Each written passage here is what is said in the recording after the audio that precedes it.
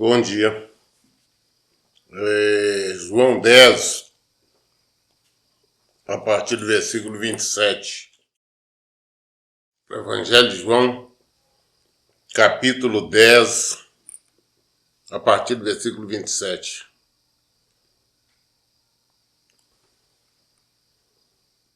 As minhas ovelhas ouvem a minha voz, eu as conheço e elas me seguem. Jesus continuou falando que as ovelhas dele ouvem a voz dele. E ele conhece cada uma delas.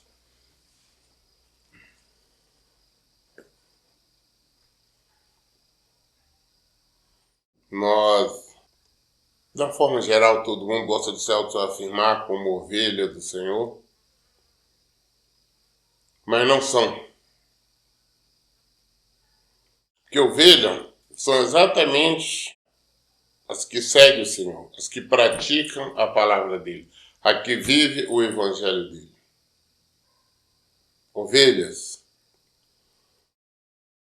são discípulos de Jesus, são seguidores de Jesus. Ovelhas do Senhor, elas tudo fazem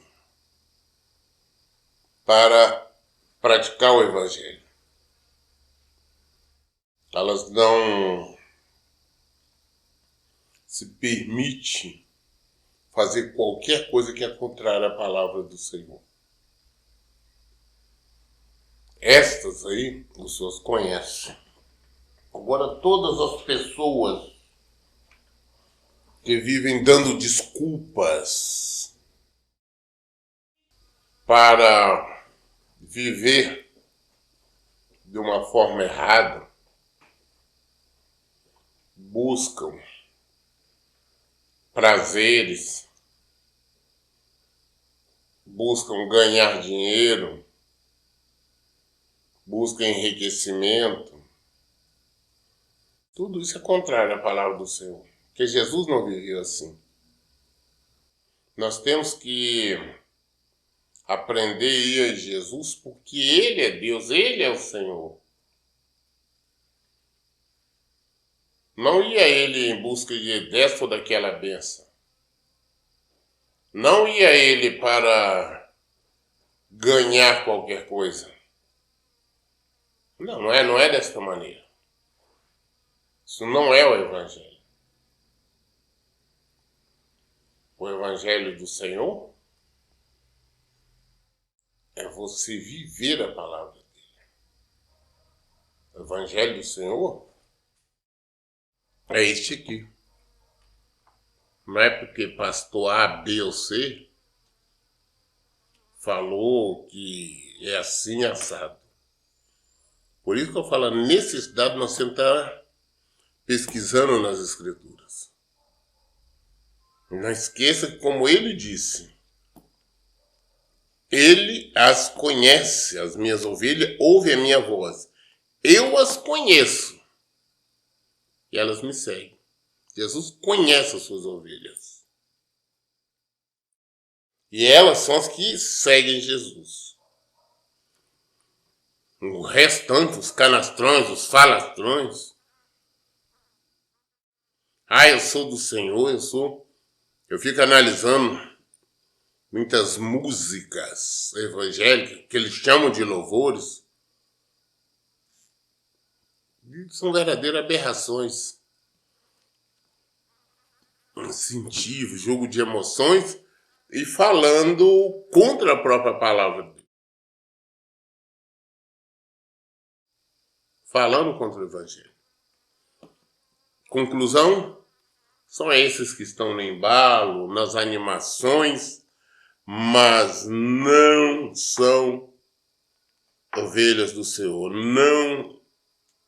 O Senhor não as conhece. Consequentemente, elas não seguem o Senhor.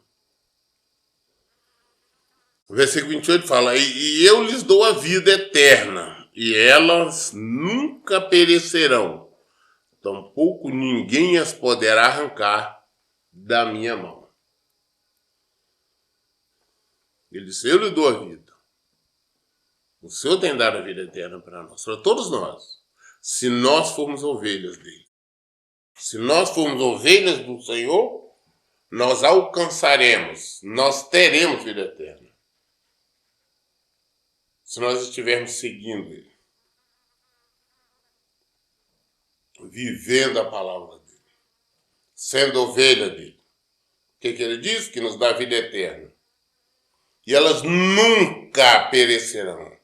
Nós nunca pereceremos se estivermos vivendo a palavra do Senhor, se nós estivermos no Evangelho. Eu volto a insistir. Você vinha em Deus, em Jesus, para pedir uma bênção essa, uma bênção aquela? Não é ser ovelha, não. Estou em Jesus que eu quero a restauração do meu casamento. Estou em Jesus porque eu quero uma cura. Estou em Jesus porque eu quero prosperidade. Estou em Jesus por isso e por aquilo.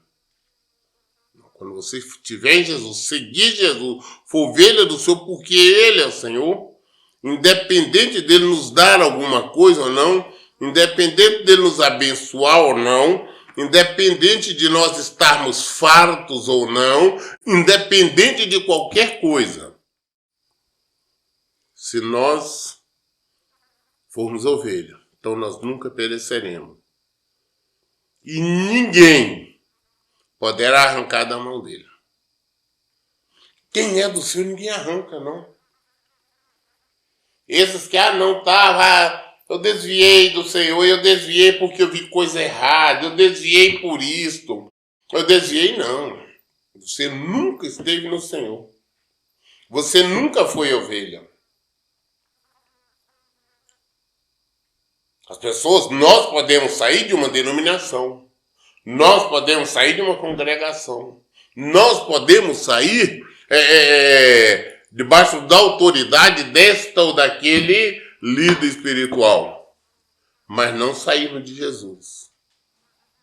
Você saiu, foi para o mundo qualquer coisa, então você sabe que você não está no Senhor. Você nunca foi ovelha. Nunca.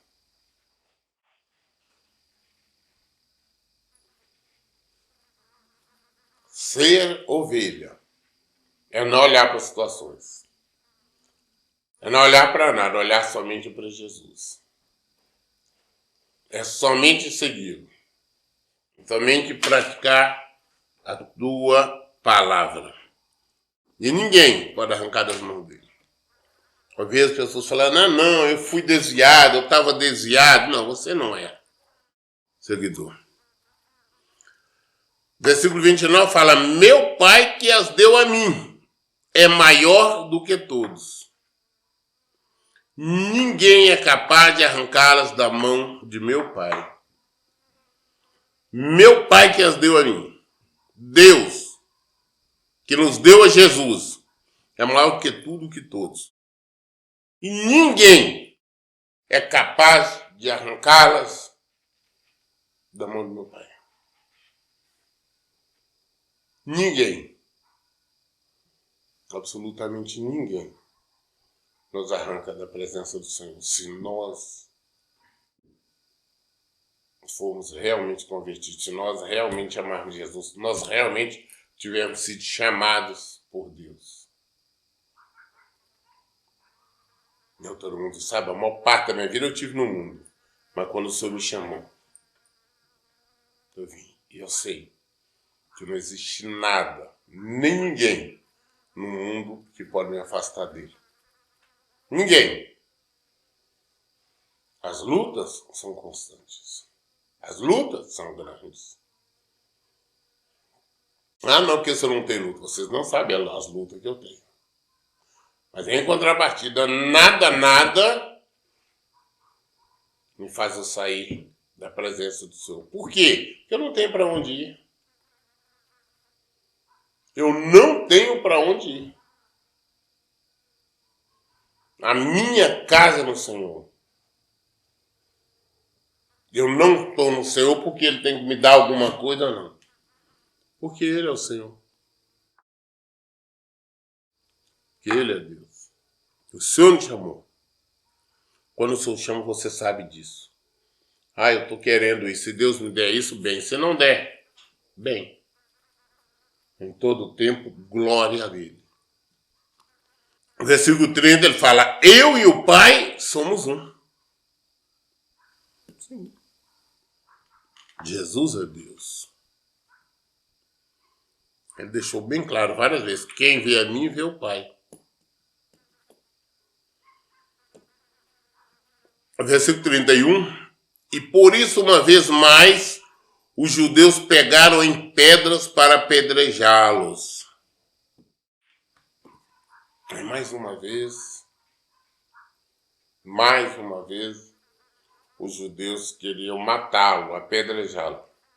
Quando nós falamos em apedrejar na Bíblia, às vezes muitos pensam da seguinte forma, pegar umas pedrinhas pequenas ali, sei lá, tamanho de um limão, de uma laranja. A Bíblia não é pedras realmente, que ele se apedrejava até a morte. Era o tamanho das pedras que as pessoas conseguissem carregar, eles pegavam, levavam e jogavam. Eles matavam as pessoas apedradas, faziam um montão de pedras por cima delas. Era assim que fazia. Então, novamente, pegaram em pedras com a intenção de apedrejar Jesus.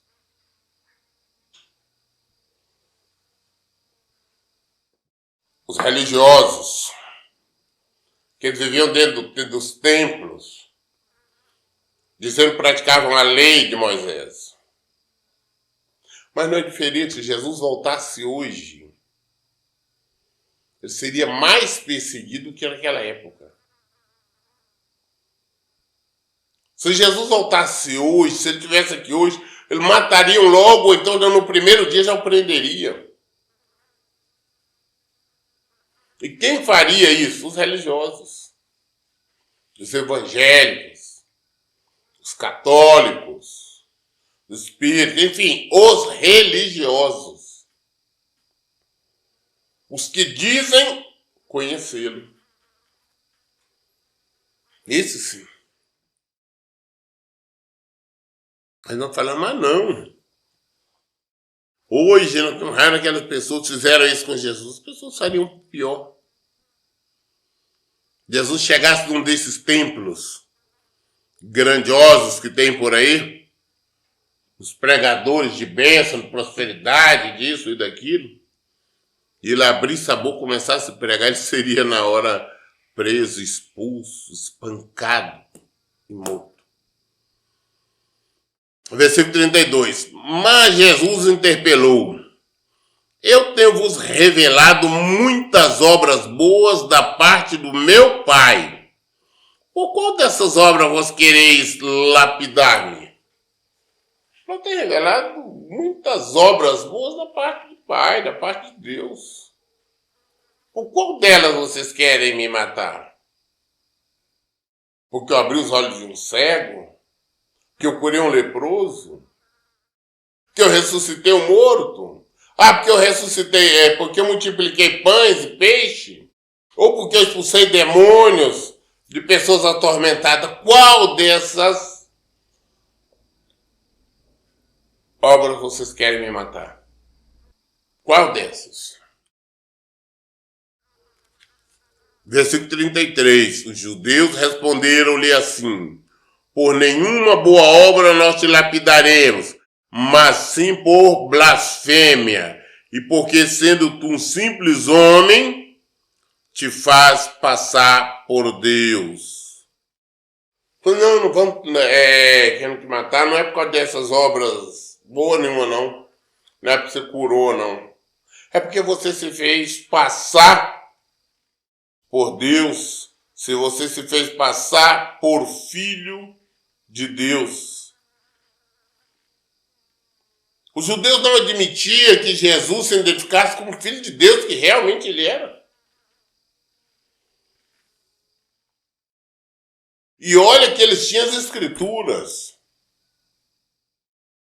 E as escrituras nos diziam, já no Antigo Testamento, que aquele que praticasse, vivesse a palavra de Deus, seria filho de Deus. O restante, é claro, é criatura. Hoje é o contrário, todo mundo gosta de se auto-intitular filho e filha de Deus. Mas não são. Todos nascem e vivem como criaturas de Deus, feituras de Deus. O que é isso? Porque todos nós fomos nascidos feitos à imagem e semelhança do Senhor. Assim Ele o fez. Mas, pastor, mas como é que é isso? Tem o japonês, tem o chinês, tem o alemão, tem o africano. Enfim, tem raças de cores diferentes. Você também não conhece a multiforme face do Senhor. Somos imagens e semelhança dele. Agora, filho, é quem pratica, é quem vive a palavra dele. Muito bem, ele diz aqui agora ele pegou e respondeu aqui no 34. Jesus lhe contestou: não está escrito na vossa lei? Eu disse, sois deuses? Falou, vem cá, não está escrito na lei de vocês? Vocês não têm as escrituras? Vocês não falam que são seguidores de Moisés? Então, se vocês são seguidores de Moisés, então vocês conhecem o que está escrito. Vós sois deuses. Está na palavra dele. E aí? Se ele, versículo 35, se ele chamou deuses aquele a quem veio a palavra de Deus, e a escritura não pode ser quebrada, presta bem atenção, presta atenção. Se na lei de Moisés ele disse assim, olha, vós sois deuses, isso ele está falou para simples mortais, aqueles a quem a palavra de Deus veio. Se ele disse isso, e a palavra dele não pode ser quebrada, não pode ser mudada, a palavra é uma só, ele continua falando, versículo 36, como vós dizeis daquele a quem o Pai santificou e enviou a este mundo? Tu blasfemas, porque vos declarei, eu sou filho de Deus? Rapaz, como é que vocês podem falar isso? Vocês conhecem a lei. Nas escrituras, o próprio seu pai disse, vós sois deuses. Isso se refere a você, nós encontramos lá no livro de Salmos. E isso ele falou para quem? Para quem a palavra está sendo dirigida, para quem ele estava falando, para simples mortais, seres humanos. E a palavra dele não pode ser mudada, não pode ser quebrada. Então agora, como é que você diz? Vocês estão acusando agora a quem o Pai santificou, porque Deus o santificou e enviou ele a este mundo. Como é que vocês podem dizer para ele, não, tu blasfemas? Como é que vocês podem estar dizendo isso para mim? Como vocês podem dizer que eu blasfemo, sendo que eu fui santificado e enviado pelo Pai? E sendo que ele mesmo se referiu a pessoas como deuses. Como é que vocês podem falar que eu blasfemo?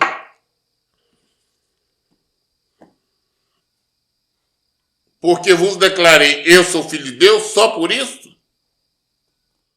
Versículo 37. Se não faço as obras de meu Pai, não acreditais em mim. Mas se as faço, mesmo que não acreditais em mim, crede nas obras para que possa saber e compreender que o Pai está em mim e eu estou no Pai. Olha, quando eu faço as obras do Pai, vocês deveriam acreditar em mim. O que ele fez, as maravilhas que ele fez, ninguém, absolutamente ninguém, poderia fazer. poderia, não eu estou falando no passado, mas também no presente ninguém poderia ou pode, porque todos os milagres que acontecem hoje, os sinais, as maravilhas, o que as pessoas fazem, o que nós fazemos é em nome do Senhor, ou seja, é Ele que está fazendo. Sem Ele, nada podeis fazer. Está na palavra dele. Ninguém pode fazer nada. Ninguém podia naquela época, nem pode. Então, como não acreditar que ele era o Filho de Deus, fazendo tantas maravilhas, como ninguém nunca tinha visto?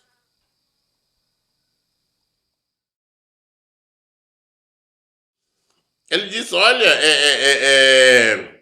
mas se eu estou fazendo essas coisas, vocês não acreditam em mim. Vocês deveriam acreditar, crer, pelo menos pelas obras, para que vocês pudessem compreender que o Pai está em mim e que eu estou no Pai. Por isso vocês deveriam entender. Por tudo que eu tenho feito, os sinais que têm sido feitos, deveriam entender que Deus está comigo. E eu estou com Deus. Pelo menos isso. Versículo 39. Contudo, uma vez mais tentaram prendê-lo, mas ele se livrou das mãos deles. Uma vez mais eles tentaram agora prendê-lo, mas Jesus escapou. Como que Jesus escapou? Como eu disse, acontece que Jesus se deixava ver, reconhecer quando que ele queria. Nós temos várias, as pessoas pouco falam. Eu, na verdade, eu ainda não ouvi pregações a este respeito, estudo, mas está na Bíblia, é claro. Todas as vezes que muito queriam pregar ele ali, ele escapulia tranquilamente no meio deles. Eles não viam, não reconheciam. Ele fez isso antes da morte dele e depois também, depois de ressurreto também. Eles capazes, as pessoas não percebiam. Versículo 40. Sendo assim, novamente Jesus atravessou o Jordão e foi para o lugar onde João batizava no início do seu ministério e ali ficou. Então, Jesus cruzou novamente o Rio Jordão, foi lá para o lugar onde antes João Batista ficava batizando as pessoas e pregando ali. Jesus foi para aquele lugar mais distante, mais retirado e ficou ali. Mas, mesmo assim, no versículo 41, então muitos vinham até Jesus exaltando. João não realizou nenhum sinal. Todavia, tudo quanto falou a respeito deste homem era verdade. E naquele povoado, muitos creram em Jesus. Então, a senhora falou, olha, João estava aqui, ele batizava, ele pregava. Mas ele não fez nenhum milagre, nenhum sinal. João Batista, ele não curou, não abriu os olhos cegos, não fez nada. Mas ele falava a respeito de Jesus, porque ele veio exatamente para isso, para dar o testemunho de Jesus, para testemunhar quem era Jesus. Avisar, ele veio ele foi o preparador do caminho do Senhor. E estão falando agora, mas tudo que ele falava a respeito de Jesus é verdade. Muitas pessoas acreditaram. Muito bem, João, capítulo 11. Evangelho de João, capítulo 11, versículo 1. Um certo homem chamado Lázaro de Betânia, da aldeia de Maria e de sua irmã Marta, estava doente. Esta Maria, cujo irmão Lázaro estava doente, era a mesma que ungiu com óleo perfumado o Senhor e lhe enxugou os pés com os próprios cabelos. Assim sendo, as irmãs de Lázaro mandaram dizer a Jesus: Senhor, eis que aquele a quem amas está enfermo. Ao saber do ocorrido, disse Jesus: essa enfermidade não terminará em morte, mas sim para a glória de Deus, para que o Filho de Deus seja glorificado por meio dela. E Jesus amava a Marta, a irmã dela e a Lázaro. Contudo, quando soube que Lázaro estava doente, ficou mais 2 dias no lugar onde estava. Então, tinha um homem, né, um senhor por nome de Lázaro, que era da ilha de Betânia. Betânia ficava, sei lá, aproximadamente naquela época, uma hora e pouco, 2 horas de Jerusalém, aquela aldeia. Ele tinha as 2 irmãs, a Maria e a Marta. E Maria,